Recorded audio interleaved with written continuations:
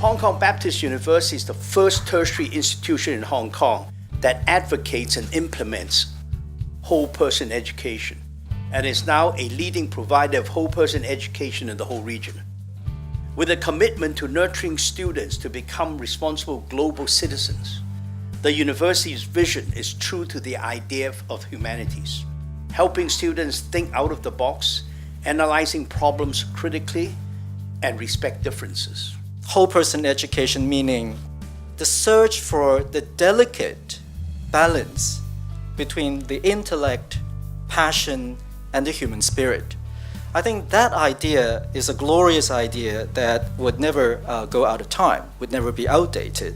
I have an idea that this open horizon moves with and is moved by strangers. However, most of us are creatures who move with and are moved by the familiar. In fact, I would go so far as to say that we are but registers of the outsider, the foreigner, the refugee, the exile. The more we read our own narratives, the more difficult it is to ascertain with any certainty where myself ends and the others begin.